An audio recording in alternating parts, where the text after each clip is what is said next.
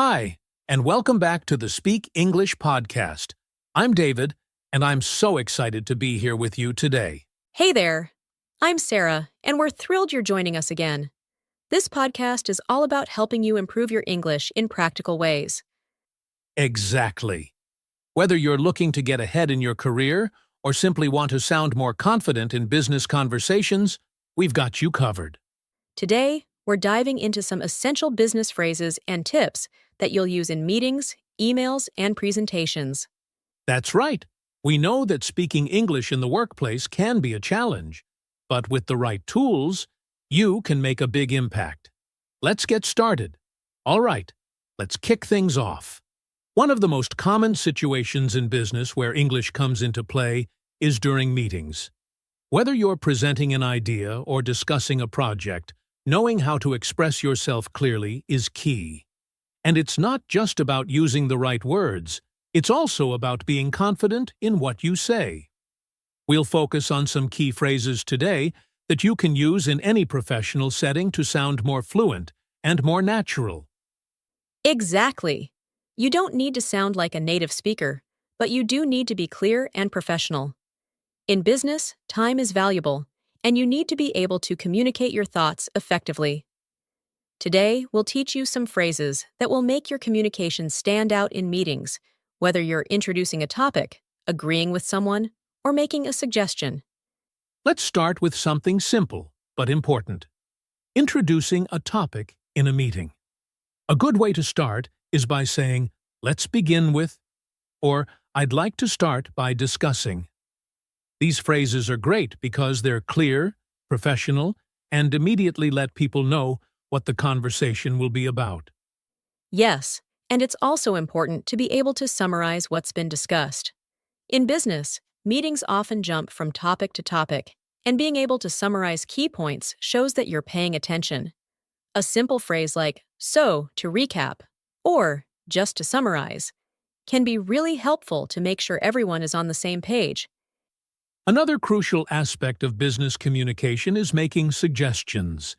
In meetings, you'll often be asked for your opinion or to suggest a solution to a problem.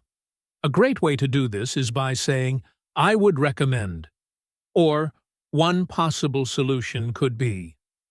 These phrases show that you're thinking critically about the situation and offer a way forward. And it's not just about making suggestions, but also about responding to them. If you're agreeing with a suggestion, a polite and professional way to do that is by saying, "I agree with that," or "That sounds like a good idea." But if you disagree, it's important to phrase it in a way that doesn't come off too strong. You can say, "I see your point, but have you considered?" This keeps the conversation respectful and constructive. Exactly, Sarah. And confidence plays a huge role in how you present yourself in business settings. If you want to sound more confident, try using phrases like, "I'm confident that," or "I'm certain this will work because." These phrases show that you believe in your ideas and help others to trust your judgment.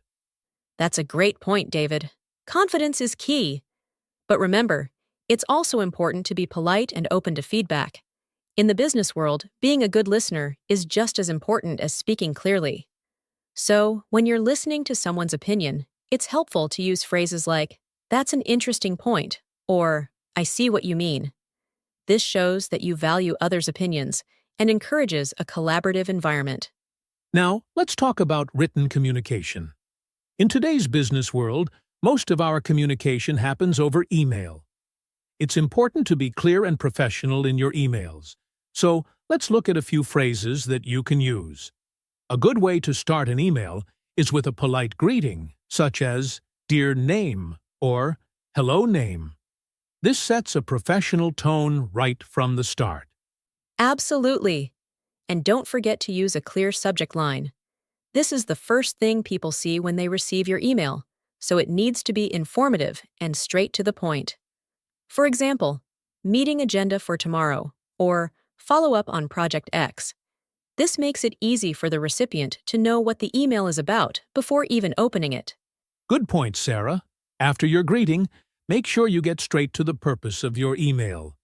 Use phrases like, "I am writing to inquire about," or I would like to discuss. These are clear and direct ways to communicate what you need or want. Exactly. And when you're closing an email, make sure to end on a professional note. Phrases like best regards or sincerely are great ways to finish your email. And don't forget to thank the person for their time. A simple thank you for your attention shows appreciation and leaves a positive impression. Let's dive into giving and receiving feedback, a critical part of any professional environment.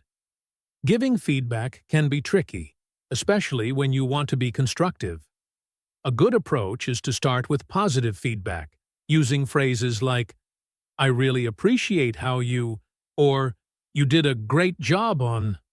This makes the feedback feel more balanced and less intimidating. That's a great approach, David. Starting with the positive helps build trust and makes the conversation more productive. When it comes to giving constructive criticism, it's important to focus on the behavior, not the person. Instead of saying, you always make mistakes, you could say, I've noticed that there's a recurring issue with. This keeps the focus on improvement, not personal flaws. Exactly, Sarah. And when you're receiving feedback, it's just as important to stay open and listen actively. You might hear something you don't like, but it's crucial to remain calm and acknowledge the feedback. A simple, thank you for your input, I'll work on that, goes a long way in showing that you're receptive to feedback and willing to improve. That's right, David. And when it comes to giving feedback to a team or a colleague, always remember to be specific. Rather than just saying, good job, say, I really appreciated your attention to detail in the report, especially in Section 3. Being specific shows that you're paying attention and value the effort they put into their work. Networking is another essential skill in the business world. You don't have to be an extrovert to network, but it's important to know how to make connections and build relationships. When you meet someone new in a business context, start with a simple introduction. For example, you can say, Hi, I'm David, and I work in your role. It's great to meet you. This opens the door for further conversation and establishes rapport. Exactly. Networking isn't just about exchanging business cards, it's about building a meaningful connection. You might say something like, I've heard great things about your company, or I've been following your work, and I really admire your approach to. These types of comments show genuine interest and can lead to a more productive conversation. Absolutely, Sarah. And when it comes to following up after a networking event or meeting, it's important to do it in a timely and professional manner. A quick email or LinkedIn message that says, It was great meeting you at event, and I'd love to continue our conversation, can help keep the connection alive.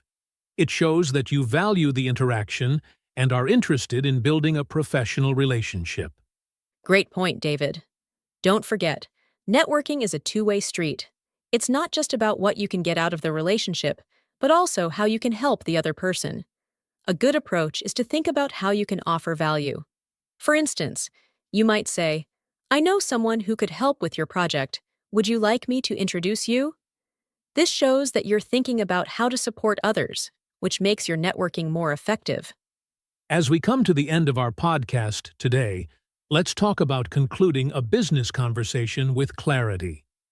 Whether you're finishing a meeting, a call, or an email, it's important to leave no room for confusion.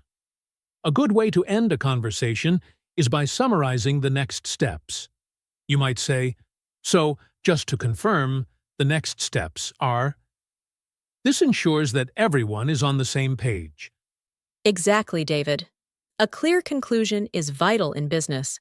It's also a good idea to restate any deadlines or important points before wrapping up.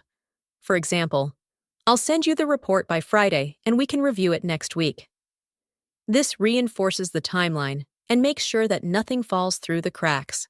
Another important aspect of concluding a conversation is expressing gratitude. Whether it's in person or over email, a simple, Thank you for your time today, or I really appreciate your input, leaves a positive impression and strengthens your professional relationship. And that's a wrap for today's episode. We hope these tips help you navigate the world of business communication with more confidence. Keep practicing these phrases, and soon you'll find yourself using them naturally in your meetings, emails, and networking events. Thanks for joining us today, and we'll see you in the next episode.